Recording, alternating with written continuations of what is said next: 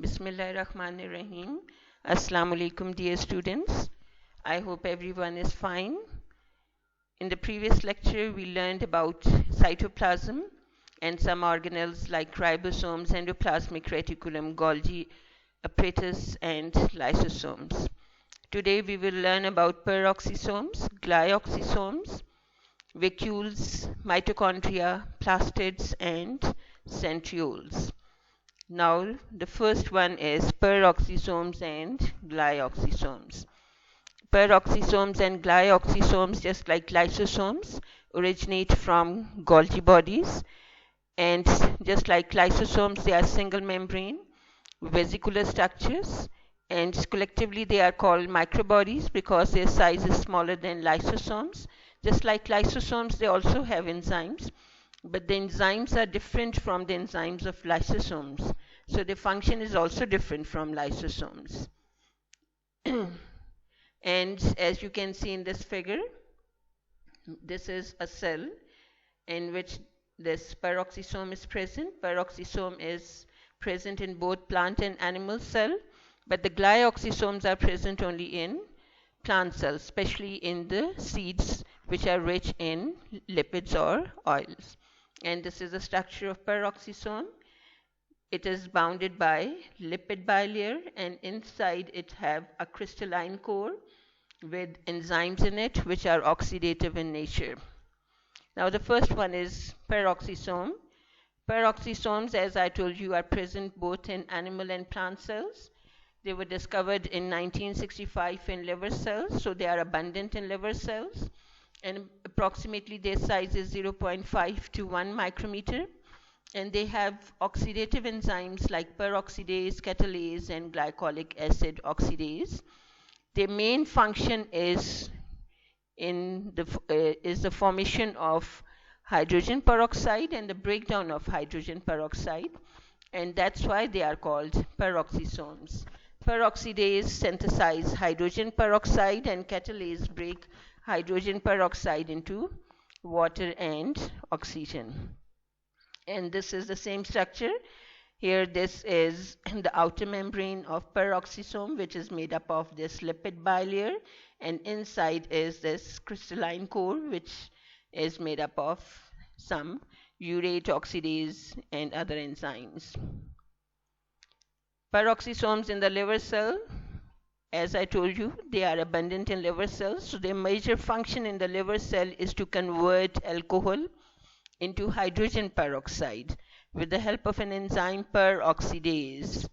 But hydrogen peroxide itself is a toxic molecule, so as soon as it is produced, it should be converted into less toxic form so that it can be removed from the body. So by another enzyme, that is catalase, which is also present in the peroxisome, hydrogen peroxide is converted into water and oxygen. In this figure, this is the pathway how alcohol is converted into less toxic form, and during its conversion, hydrogen peroxide is produced by the peroxidase, which is then converted into water and oxygen by catalase. In case of plants, peroxisomes have a major role in photorespiration. Photorespiration is actually a type of respiration which takes place in light. It is totally different from cellular respiration that takes place in mitochondria. In this case, the enzyme which is responsible to fix carbon dioxide during the dark reaction, that is ribulose biphosphate, which is also commonly known as rubisco, it starts combining with oxygen instead of carbon dioxide. This happens during the daytime when the concentration of oxygen is more as compared to carbon dioxide. So this rubisco, instead of combining with carbon dioxide, it starts combining with oxygen. So another cycle starts that is called photorespiration. This cycle, part of this cycle takes place in chloroplast and part in peroxisome and then in mitochondria. In the peroxisome, glycolate is converted into glyoxylate, and which then convert into glycine. Glycine then enters into mitochondria where some form of energy is produced. So this pathway, part of the photorespiration that takes place in peroxisome, it have enzymes for it, that is glycolic acid oxidase that convert glycolate into glycine. Now the other microbody, that is glyoxysome. Glyoxysome is present only in plant cells. They are absent in animal cells. And in plants, they are present in the seeds, especially the seeds which are rich in oil. So their major function is to convert stored fats or lipid or fatty acids into carbohydrates through a cycle that is called glyoxylate cycle. As you can see in this figure, this is glyoxysome, where this cycle is going on, and it converts the stored fatty acid or fats into carbohydrates. So these carbohydrates can be utilized by the seedling for their growth and germination. Second organelle is vacuole. Vacuole is present in both animal and plant cells. There are also vesicle-like in structure, and remember, they originate from endoplasmic reticulum, Golgi bodies, and plasma membrane. Remember, from the endoplasmic reticulum transport vesicles that transport material from endoplasmic reticulum to Golgi membrane and Golgi apparatus for modification. And in case of plasma membrane, phagocytosis. When it occurs, phagosomes or food vacuoles are produced. So these are also the form of vacuoles in case of, especially in animals. And according to their origin, they have many different functions. If they are produced from endoplasmic reticulum, most of them are transport vesicles that transport material from endoplasmic reticulum to Golgi apparatus. And from Golgi complex, if they originate from Golgi complex, they may be lysosomes, peroxisomes, glyoxysomes, or they may be the secretory vacuoles which have secretions in it which are to be released outside by exocytosis. And if these vacuoles are produced by phagocytosis, they would be food vacuole, and the food in them would be then digested with the help of enzymes of the lysosomes. Protists are the small animals. Actually, they are microscopic unicellular animal-like organisms. They also have another type of vacuole that is called contractile vacuole. The function of the contractile vacuole is to maintain ion and molecule concentration. The major function is to remove water from the cell. So they maintain the water concentration as well as the concentration of an ion inside the cell.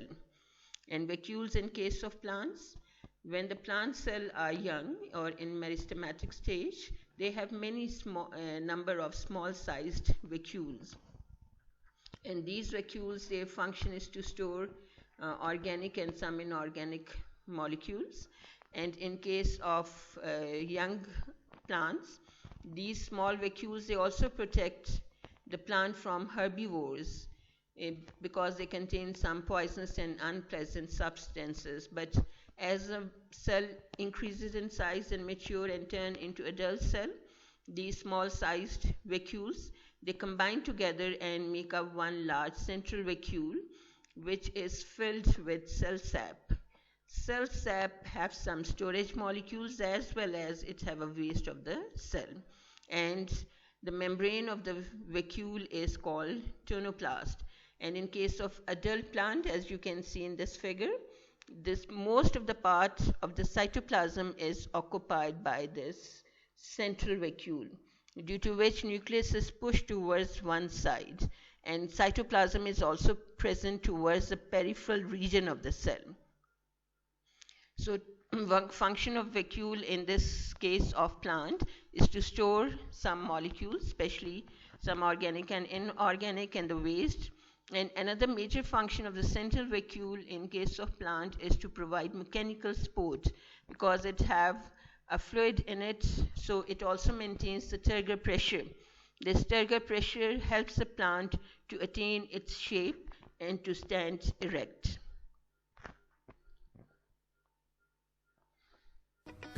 And an animal cell have in common? They both need to store water and other materials. Welcome to Moo Moo Math and Science and Vacuoles. Vacuoles store water and waste and other materials in eukaryotic cells. Remember, eukaryotic cells are cells with membrane-bound organelles and a nucleus. Vacuoles are storage sacs in plants and animals and even protists, but they are not found in bacterial cells. In addition to storing water, vacuoles also store enzymes, waste, and even old damaged organelles. Let's take a look at the difference between a vacuole in a plant and an animal cell. On the left, you'll notice that the vacuole for the plant is very large. In fact, the vacuole may take up to 40 to 80% of the plant's cell's volume. Vacuoles are much smaller in animal cells, and there are multiple vacuoles.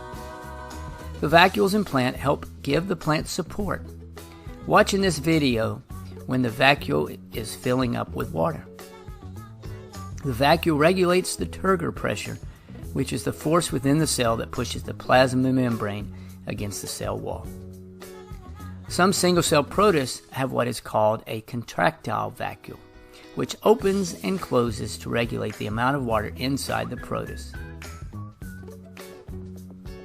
So in summary, a vacuole is used for storage of water, waste, and other materials, and helps to regulate the amount of fluid inside a cell. If you'd like to know more about the cell's organelles, this playlist will help. And as always, thanks for watching, and Moo Moo Math uploads a new math and science video every day. Now the mitochondria. Mitochondria is a very important organelle of the cell. It is also called powerhouse of the cell because it is responsible for the generation of energy, and cellular respiration takes place in mitochondria. Structurally, mitochondria are cylindrical, cylinder-like or rod-shaped. They are 2 to 5 micrometer long and 5 to 1 micrometer in diameter in most of the cases. Ribosomes are bounded by double membrane. As you can see in this figure, the outer membrane is smooth and it is permeable to many molecules because it has special type of protein that is called porin. Porins are the channel proteins that allow certain ions and molecules to pass from cytoplasm to the inside of mitochondria. Inner membrane of the mitochondria is folded into folds which are called cristae, due to which the inside of the mitochondria is divided into incomplete compartments, and the space between the outer and the inner membrane is called intermembrane space, and this consists of some enzymes, and the space which is bounded by the inner membrane, it is called matrix. Inside the matrix there is circular small sized DNA, all types of ribosomes and RNA. So it is believed that due to the presence of ribosomes, DNA and RNA, mitochondria is able to synthesize its own proteins, its enzymes, and is also able to divide itself.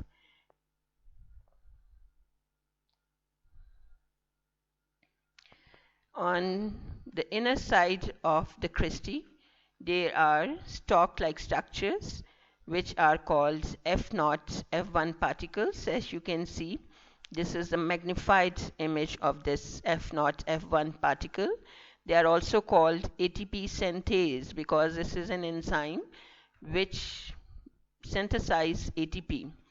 This ATP is the energy which is produced during cellular respiration with the help of these F0, F1 particles. And cristae are also the sites where the electron carriers of the electron transport chain, which is one of the steps of cellular respiration, are present. And in the matrix, there are enzymes for Krebs cycle. Remember, glycolysis is the first step of cellular respiration that occurs in cytoplasm. Products of glycolysis migrate to the mitochondria for further process, and two reactions, that is electron transport chain and Krebs cycle, it occurs in the mitochondria. So mitochondria is the site of cellular respiration, and that's why it is called powerhouse, because as this cellular respiration takes place, or Krebs cycle and electron transport chain occurs in the mitochondria, number of ATP molecules are produced, and ATP is the currency of the cell, or energy-rich molecules. Then this energy is used by the cell for many different functions and metabolic activities. This is another figure of mitochondria. In this figure, I think it is very much clear. This is the outer membrane, and inner membrane have folds. These folds are called cristae. Singular is crista. The space between the outer and inner membrane is intermembrane space. And this space which is bounded by inner membrane, this is called matrix. Matrix consists of a jelly-like substance in which there is small circular DNA, different types of RNA, and these are the ribosomes. On the inner side of the cristae, these are F0, F1 particles are attached, which are actually the ATP synthase, responsible for the formation or synthesis of ATP. Structure and function. Objective: to learn about the structure and functions of mitochondria. Mitochondria are located in the cytoplasm of cells and are among the largest cell organelles within a cell. They are called powerhouses of cells because they convert energy into forms that are usable by the cell. Mitochondria vary in shape from almost spherical to elongated ovals. Mitochondria are bound by two membranes. Each membrane is a phospholipid bilayer with embedded proteins. The outer membrane is smooth, while the inner membrane has many inward folds called cristae. The folds increase the surface area and are the working surfaces for mitochondrial reactions. The inner membrane is selectively permeable to certain molecules, such as pyruvic acid and adenosine triphosphate ATP. On the cristae, sugar is combined with oxygen to produce ATP, the primary energy source for the cell. The space surrounding the cristae is a matrix filled with dense solution containing enzymes, coenzymes, water, and other molecules involved in cellular respiration. Mitochondria are the sites of cellular respiration, which finally generates fuel for the cell's activities. Mitochondria are also involved in other cell processes such as cell division and growth, as well as cell death. Mitochondria are semi-autonomous. They are partially dependent on the cell to replicate and grow. They have their own DNA, ribosomes, and can make their own proteins. Summary: mitochondria are the powerhouses of cells. Mitochondria are involved in the production of energy, cell division, and growth. Now the plastids. Plastids are the organelles which are present only in plant cells. And they are very important for the plant cell because they are responsible for the process of photosynthesis, during which plant cells, they synthesize their food. So they are present in plants as well as in algal cells or algae. They are not only responsible for the synthesis of foods, but they also store food, and they are classified on the basis of presence or absence of pigments in it, which type of pigments are present, and at which stage of development they are present in the cell. So plastids are classified into many different types. Proplastid is a young and immature plastid. This proplastid is present in the meristematic cells. Meristematic cells are the young dividing cells present in the buds in case of plants, and these meristematic cells then turn into permanent cells. So depending upon the structure, in which these cells are present, and on the factors present inside the cell that are intracellular factors, and also depending upon the exposure to the light, these proplastid then differentiate into different types of plastids. They may be present in the stem, in the root, in the leaf. If they are present in the leaf, they turn into chloroplasts, and if they store some molecule in them, they turn into leucoplasts, because leucoplasts don't have any pigment in it. Their major function is storage. Etioplast is also a type of chloroplast and usually present in those plants which are kept in dark for a long time. And if the plant is then kept in light, then they turn into chloroplast. As I told you, leucoplasts are colorless, so present in those parts where their major function is to store food. And they are of three types: amyloplast, elioplast, and proteinoplast. Amyloplasts are those that store starch. Elioplasts store lipids, and proteinoplasts, as the name shows, they store protein. Chloroplasts, they are called chloroplasts because they have chlorophyll pigment in it, which is green in color, and they are present in green parts of the plant, especially in the leaves, and these are actually responsible for the process of photosynthesis. Chromoplasts are colored plastids.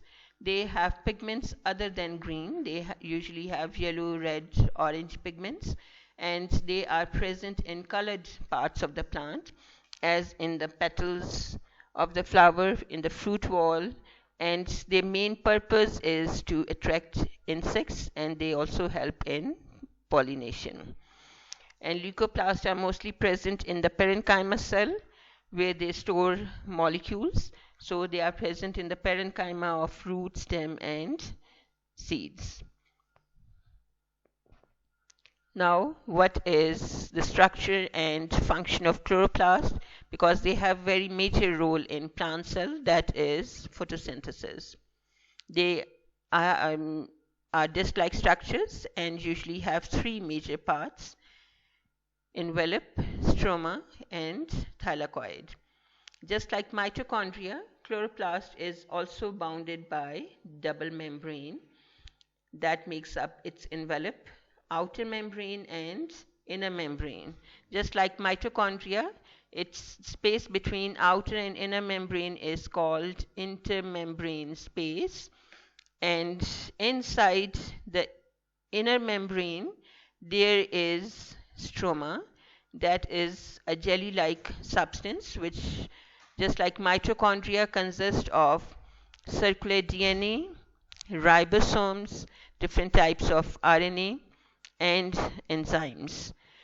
Outer membrane, just like mitochondria, consists of porin, which are the channel proteins, and their major function is to transport some ions and molecules from outside to the intermembrane space, that is the space between the outer membrane and inner membrane. And this intermembrane space is 25 to 75 angstrom wide.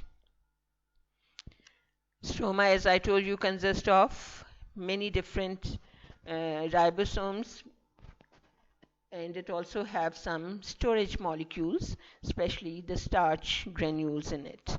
And mostly it is protein in nature.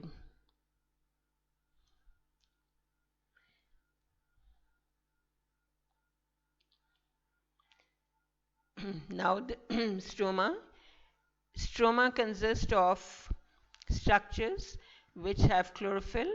These structures are called lamellae, and these lamellae, they form flattened sac-like structures which are called thylakoid. There are two types of thylakoid: smaller thylakoids, which are also called grana lamellae, and these are disc-like structures which pile one above the other, means they are stacked one above the other, and the stack is called granum.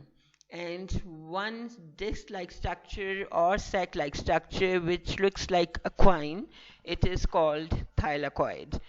One granum consists of 40 to 60 thylakoid, and in one chloroplast, they may be 25 to 50.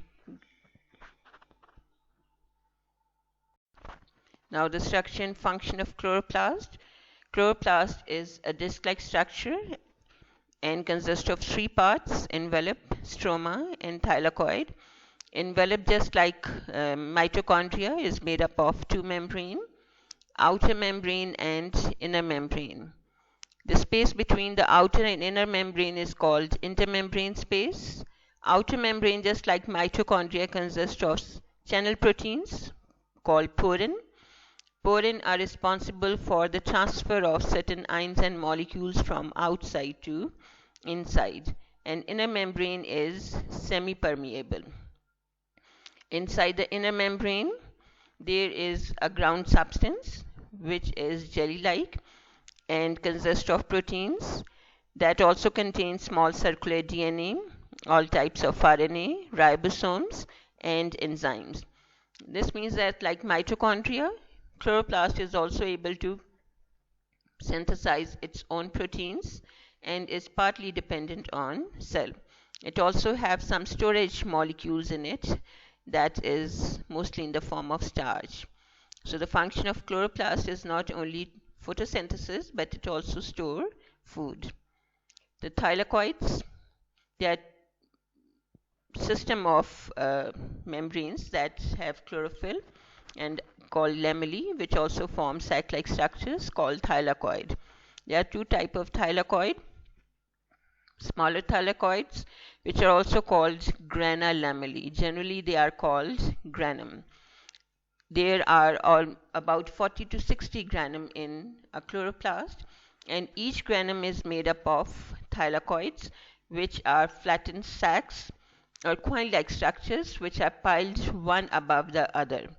So that pile is called granum, and a sac or a coin in a granum is called thylakoid. Inside each thylakoid there is a space that is called lumen, and the membrane of thylakoid consists of chlorophyll. This is the site where photosynthesis takes place, especially first part of photosynthesis, that is light direction, during which the sunlight is trapped by the chlorophyll molecule. Second is larger thylakoids. They are also called stroma lamellae. These are generally called lamellae or intergrana. Their major function is to connect two grana with each other, and they are without any pigment, so they are colorless. In this figure you can see this is the outer membrane, this one is inner membrane. The space between the outer and inner membrane is intermembrane space. This is stroma lamellae, or it is a granum. Each granum is made up of these sac-like structures or coin-like structures that is called thylakoid. The space of the thylakoid is called lumen, and this one is grana lamellae, which is also called simply lamellae or intergrana, and its function is to connect two grana with each other. And lamellae is without any pigment, or it is colorless. This is the magnified part of granum, which each granum is made up of number of thylakoid or coin-like structures. Actually, at the membrane of thylakoid, chlorophyll molecules are present. This is the site where light reaction, which is the first step of photosynthesis, takes place, and that is lamellae that connects one granum to the other granum. The function of chloroplast is photosynthesis. As I told you, chlorophyll molecules are present at the membrane of thylakoid. So the first part of photosynthesis, that is light reaction. Photosynthesis is actually divided into two steps: light reaction and dark reaction. Light reaction is that during which the sunlight is trapped and then it is converted into chemical energy, and dark reaction is that which do not require sunlight. And during this dark reaction, carbon dioxide is fixed in a cyclic form, and then sugar or glucose molecule is synthesized. So light reaction takes place on the surface of thylakoids where the chlorophyll molecules are present, and the dark reaction, which is also known as Kelvin cycle, it occurs in the stroma, which have enzymes for dark reaction in it. Chloroplast. Objective: to learn about the structure of chloroplast.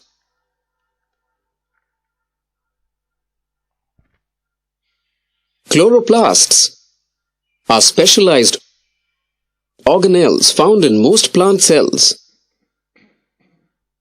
They contain a pigment known as chlorophyll.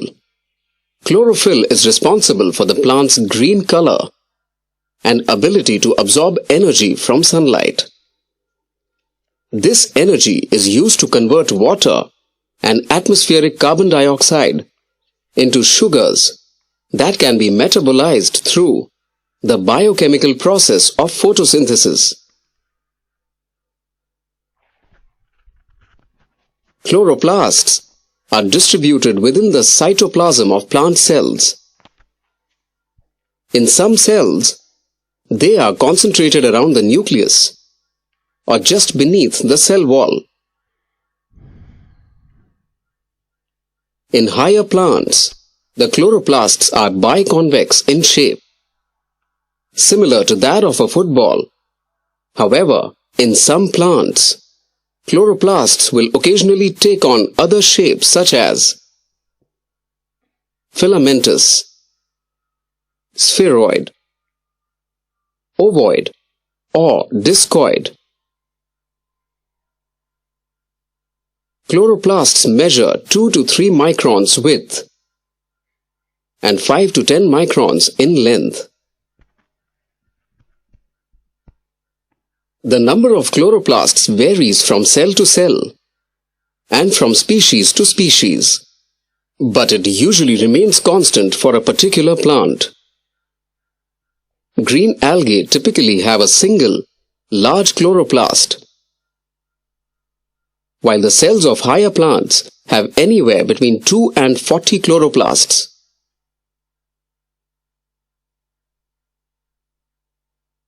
The chloroplast is enclosed in a double membrane, the inner and outer phospholipid. Between these two layers is the intermembrane space. Inside this inner membrane is a matrix of enzymes and water known as stroma. Inside the stroma, there are membranes folded into discs called thylakoids, which are arranged in stacks called grana. Two adjacent grana are joined to one another by lamellae called intergranal lamellae or stroma lamellae. On the surface of the thylakoids, molecules of green pigment called chlorophyll are present. Thylakoids are the sites not only of photosynthesis, but also the synthesis of ATP, otherwise known as adenosine triphosphate. The thylakoids also contain accessory pigments, enzymes, and electron transport systems. Within the stroma, circular DNA, tiny lumps of starch granules, lipid globules, and ribosomes are present. The chloroplast is involved in both stages of photosynthesis. The light reaction takes place in the thylakoid discs. During this reaction, water is oxidized and oxygen is released. The dark reaction occurs outside of the thylakoids in the stroma. In this reaction, sugar molecules and other organic molecules necessary for cell function and metabolism are produced. Summary: chloroplasts are cell organelles present only in plants. They contain the green pigment known as chlorophyll. They are the sites of photosynthesis. Now the centrioles. Centrioles are present only in the animal cell, and these are the organelles which are not bounded by membrane. They are also present in slime molds and water molds. Slime molds and water molds are fungi-like protist, means microscopic fungus organisms. And centrioles usually occur in the form of pair. Each member is at right angle to each other, and they are present at one side of the nucleus. And they are about 0.15 to 0.25 micrometer in diameter, and the length is 0.3 to 2 micrometer in length. Centrioles are present in a specific distinct region of cytoplasm just at one side of nucleus. This region is called centrosphere, and centrosphere plus centrioles together they called centrosome. So centrioles are also known as centrosome, along with the region where they are present at one pole of nucleus. Centrioles are made up of number of microtubules. These microtubules are arranged in the form of a triplet. Triplet means 3 microtubules arranged to make one structure, and 9 triplets are arranged around the periphery or around the central axis. So one centriole is at right angle to the other one, and centrosphere is a region where these centrioles are present, and together centrosphere plus centrioles, it is called centrosome. Centrioles are present only in the animal cell, and they have very important function. You see again the structure of centriole. In this figure it is very much clear. These are the 3 microtubules that make up triplet. So 9 triplets are arranged around the periphery of central axis, and that makes up centrioles. And these triplets are made up of microtubules. Centrioles have very important functions, especially they are involved in cell division. Just before cell division, centrioles divide into 2 pairs, and one pair moves to one side of the cell or to one pole of the cell, and other moves to the other pole or other side of the cell. And in between 2 centrioles, microtubules appear and arrange to form mitotic apparatus, which is also known as spindle fibers generally. And this helps in the arrangement of chromosomes on it, and also moves in the movement of chromosomes towards the opposite pole during mitosis and meiosis. As you can see in this figure, that these are the centrioles, and this is a cell which is dividing. This is one centrosome or one pair of centrioles, and this is another pair of centriole. In between 2 pairs of centrioles, mitotic apparatus is formed. On this mitotic apparatus, chromosomes are arranged and they move, these are carried towards the opposite pole of the cell, and then cell divides. Centrioles, they also give rise to basal bodies or kinetosomes.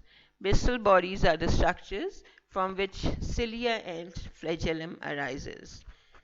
And cilia and flagellum, these are the locomotory organs in microscopic and small organisms. So that is all about the organelles for today. Your assignment is write down the structure and functions of peroxisomes, glyoxysomes, vacuoles, mitochondria, and chloroplast.